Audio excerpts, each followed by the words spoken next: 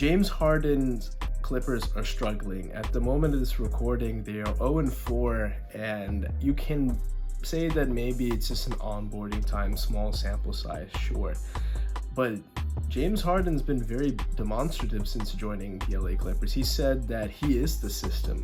And if this is the system right now, a out of shape, a guy that dribbles the air out of the basketball, it's not really a great system. I mean, if you want to look at the system, let's look at like what our good friend and announcer for the Dallas Mavericks in Brian Damaris, where he basically went off roasting James Harden. He talked about his time in Houston.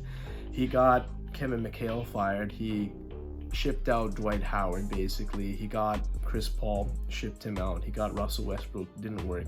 Quit his way out of Houston, went to Brooklyn with his buddy Kevin Durant, didn't work there. Quit his way out of Brooklyn, went to Philadelphia with his former GM, and that didn't work out either. And now he's with the LA Clippers. So he's running out of excuses. He's running out of teams that have the patience to put up with his nightlife, his off the court activities.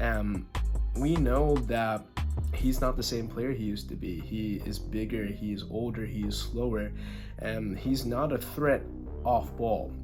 Russell Westbrook and him are basically very similar players, and James, at that point, he was a better shooter, and it's dropped off recently, but he still has a little bit more of an ability to create and pass, something that we don't see out of Russell Westbrook.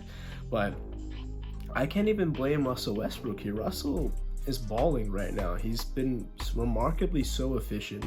Some of the best shooting numbers we've seen, and even Paul George hasn't been playing that great. Kawhi Leonard has been doing well, but how long is that going to last with Mr. Load Management over here? The Clippers have a lot of work to do, and Ty Lue, I mean, the poor man has to be thinking like he landed this gig and he's slated for yet another good run with a good team. But I mean, it's been just as stressful as his time with the Cleveland Cavaliers. So the LA Clippers have a lot of work to do. It comes back to Steve Ballmer, who puts all these players into a chemistry beaker, right? And you have to get chemistry going for basketball. These ingredients, these elements can work individually, but can they work together as a compound? Not entirely. That depends on how the reaction is, how it boils down. And so far, it's been a mess. Kawhi and Paul George, they haven't translated to anything outside of one Western Conference Finals appearance since their time in 2019 onwards. So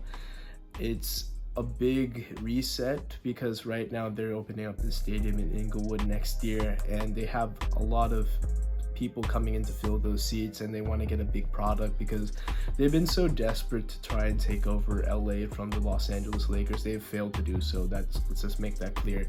The Clippers will never take over LA. As much as they want, they can hang the cute division banners as they want. It doesn't beat 17 championship banners that the LA Lakers have. But to go back to the Clippers, certainly something to keep an eye out for, because this is the most drama-filled team that we'll see. We're gonna be critiquing every game, every mismanaged play, because even with James, with that game against the Memphis Grizzlies, they were 1-8 coming into it. They were in control for much of that game. The Clippers made a last-ditch comeback attempt, and that was mostly with James Harden when he was off the court. As soon as he gets subbed in, he makes a 3 to tie, great, but after that, he airballs a 3, and then that's basically the game. Returns momentum back to Memphis, who gets the job done. And like I said, they're 0-4 to start this year, so they have a lot of work to do if they want to make up this early season slump to get back into the playoff mix.